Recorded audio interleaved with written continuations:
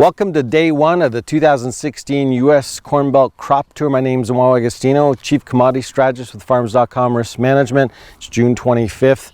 I want to thank my sponsors, Pride Seed and Penta Tillage.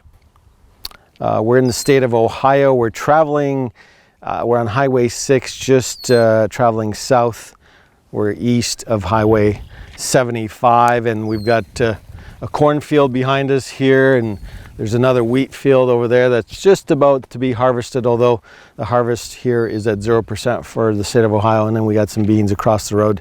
Probably a little bit behind, maybe planted a little bit later than usual. The corn looks okay, a little bit unevenness. Stage, 4-leaf.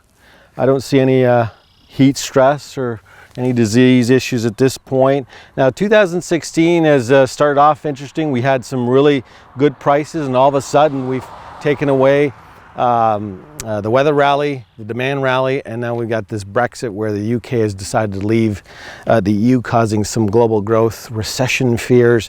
So the question on our tour is, will we be able to get some of these prices back? Can we add some weather risk premium back to the market? Weather's going to be an important role this year because everybody's been talking about La Nina, and some of the states that are important when it comes to weather are Ohio, in Illinois, Iowa, Minnesota, Indiana, Missouri, Nebraska, South Dakota, and North Dakota. With corn, the USDA has corn at 75% good to excellent. For the state of Ohio, we dropped 1% as of June 19th to 64, poor to very poor stands at 4. The corn yield in 2015 was 153, the record 176. Corn acres stand at 3.55 million acres, unchanged from 15. On the soy side, Ohio ranks 8th at 4.6. It's about 5.6% of the total 82 plus million. It's down 2% from 15. And we got soy yield at 50. The record, that was last year, the record was 52.5. And then wheat, good to excellent overall has dropped to 76%. Ohio is 0% harvested. Acres are up 15% to 0.6. Wheat yield in 15 was 67. It was down 7 from 2015. And then we got topsoil moisture, 61% adequate to surplus. Subsoil, 66% adequate to surplus.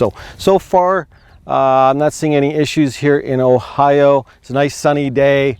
No weather issues at all. We'll continue with the tour down the road.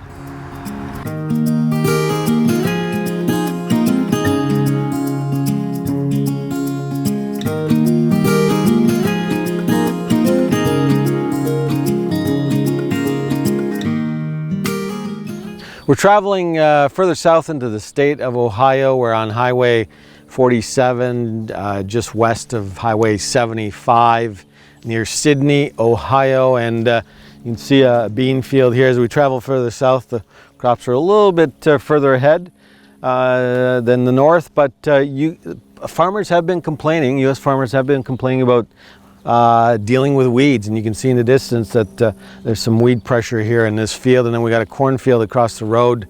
A little bit of unevenness, but overall I'm not seeing any crop stress here. The grass is a little yellow, but it's early in the growing season. Guys have been complaining about a lot of rolling corn from heat stress. It's a defense mechanism that the leaves start to curl up, and I'm not seeing it here. It's in other states like Illinois, Missouri, maybe some parts of southern Iowa, but overall looking okay. We're traveling south on Highway 127. We're near Hamilton, Ohio. We're going to conclude our day one of the state of Ohio U.S. Corn Belt Crop Tour 16. And as we've traveled from the north all the way down to the south, we visited with some farmers. Obviously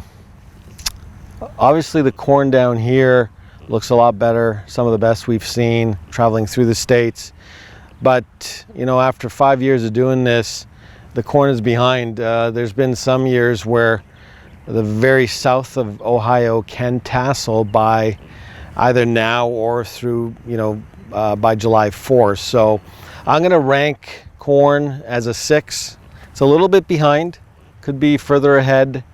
Farmers are complaining that yes, they did get some rain, but they need a drink. So this area was a little wet to start off with, got a little bit behind.